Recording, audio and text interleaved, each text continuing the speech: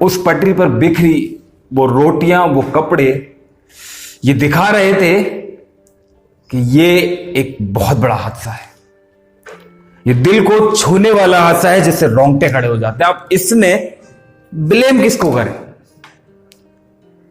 इसके बारे में किसको कहें, किसको ब्लेम करें, किसके पास जाएं ये शिकायत लेकर। ऐसी ही न्यूज कुछ टाइम पहले जब मैंने पढ़ी थी तो अफसोस के साथ साथ मुझे हैरत हुई थी कि कितने लोग बेघर हो गए,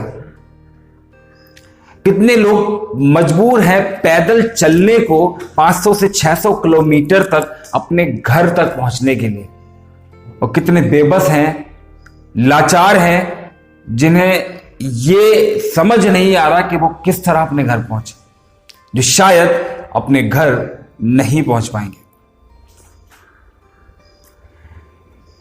कुछ तो ऐसे थे जो भूख से मर गए, और कुछ ऐसे भी कि बनारस के एक गांव में ये सुनने में आया कि कुछ बच्चों ने घास खाई नमक के साथ। ये सब सोचकर ना, सुनकर भी रोंगटे खड़े हो जाते हैं और समझ नहीं आता कि हम क्यों जिए जा रहे हैं। ये वक्त नहीं है किसी के ऊपर ब्लेम करने का, ये वक्त नहीं है कि मैं किसी को भी इस चीज का जिम्मेदार ठहराऊं। ये हक नहीं रखता मैं बोलूं कि इस बात की जिम्मेदार सरकार है, तो ये वक्त नहीं है कि मैं सरकार को इस बात का जिम्मेदार ठहराऊं, क्योंकि जैसी कंडीशन है किसी को कुछ समझ नहीं आ रहा कि क्या किया जाए। ये ऐसी बीमारी है जिसमें सरकार को खुद नहीं समझ आ रहा कि वो क्या डिसीजन ले, किस तरह इस पर कंट्रोल कर पाए, क्योंकि कंट्रोल किया जाना आसान नहीं है। और इसी बीच, इसी दौरान इजराइल ने दावा किया कि उन्होंने वैक्सीन तैयार कर ली है, ब्रिटेन ने दावा किया उन्होंने वैक्सीन तैयार कर ली है। स्लाइड्स आपको दिख रही हैं कि क्या उनके दावों में कितनी सच्चाई है, किस तरीके से उन्होंने इस वैक्सीन को तैयार किया है। उसके बाद वो बात करते कि ह्यूमन बॉडी पे अभी इसको ट्राई करेंगे। मुझे नहीं लगता ये हो पाएगा या इनसे हो पाएगा, क्योंकि अमेरिका और ब्रिटेन के बाद सबसे ज्यादा मौतें इटली में हुई। अब इजराइल के बाद इटली ने यही दावा किया है कि उन्होंने वैक्सीन तैयार कर लिया। बट वैक्सीन तैयार करने के बाद आपने एक्सपेरिमेंट कब किया और कब आप ह्यूमन पर उसका एक्सपेरिमेंट करेंगे और कब इस बीमारी को दूर कर पाएंगे? दुनिया की इतनी बड़ी साइंस, इटली जो वर्ल्ड टॉप लेवल पर उसकी मेडिकल फैसिलिटीज, मेडिकल नेम आता है, मेडिकल टीम आती है, वो तक इसमें अभी तक फेल है। कुछ समझ नहीं आ रहा है इसमें किया क्या जाए, कुछ भी पता लगाना, पता कर पाना। और जितने भी न्यूज चैनल आपको ये बता रहे हैं, मैं 100% श्योर कह सकता हूं आपको, बिल्कुल और बिल्कुल गलत आपको गुमराह कर रहे हैं। आपको सिर्फ और सिर्फ समझाने की कोशिश है। इससे बचने का ऐसा कोई तरीका नहीं है। सिंपल से तरीके हैं कि आप लोगों के कांटेक्ट में ना आए, ज्यादा से ज्यादा सोशल डिस्टेंसिंग मेंटेन करें। These are the common steps जो हम सब लोग आई थिंक अब तो फॉलो कर ही रहे हैं। स्टार्टिंग में नहीं किए थे, लोग इसको बहुत इजीली ले रहे थे, बट ये इजी नहीं है। इसको सीरियस लेकर अब लोगों ने फॉलो करना शुरू किया है। एंड सल्यूट है उन लोगों को जो इसे दिल से फॉलो भी करते हैं। करना भी चाहिए, क्योंकि जान है तो जहान है।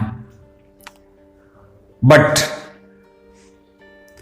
उस मुद्दे का क्या जो अभी भी खासकर हमारे देश हिंदुस्तान पर गहरा है, वो मुद्दा है भूखमरी का।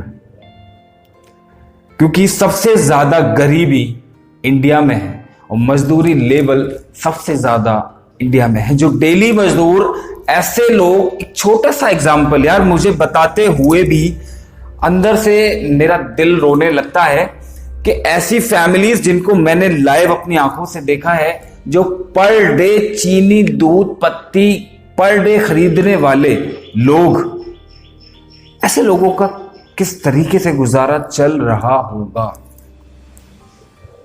न्यूज तक वो बात नहीं पहुंच पा रही है। कितने लोग डेली भूख से मर रहे होंगे, क्या करें। बट वो लोग, हम जैसे लोग, जिन्होंने लॉकडाउन का नाम सुनते ही अपने घर में राशन के साथ साथ चिप्स, कोल्ड ड्रिंक्स, चॉकलेट्स इस तरीके से भर लिए जैसे हम से ज्यादा एंजॉय कोई नहीं करने वाला लॉकडाउन। थोड़ी सी भूख लगती है तो खाना खा लेते हैं, चिप्स खा लेते हैं, कोल्ड ड्रिंक पी लेते हैं। और कुछ घरों में तो उनकी माएं अपने बच्चों को खिला खिला के मोटा कर देंगी। घर में पड़ा है, सोता रहे खाता रहे, सोता रहे खाता रहे, काम तो कुछ है नहीं। बट हम घर में रहकर भी लोगों की मदद कर सकते हैं, ऐसे संगठन का साथ देके जो ऑलरेडी इन गरीबों की मदद करने में लगे हैं।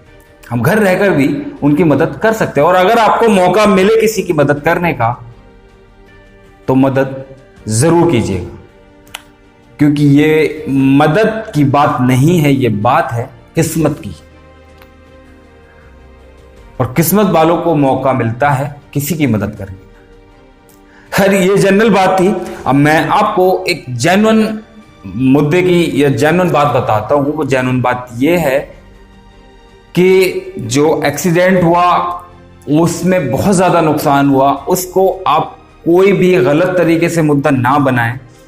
जिस तरीके से उसको ट्रोल किया जा रहा है सोशल मीडिया पर, इस तरीके से गलत मुद्दा ना बनाएं। जो एक्सीडेंट हुआ है उसमें किसकी मिस्टेक्स है उसके लिए इंक्वायरी की जा रही है, बट जो हुआ है वो गलत हुआ है। अभी वक्त है हमें इस बीमारी के साथ एक साथ मिलकर लड़ने का।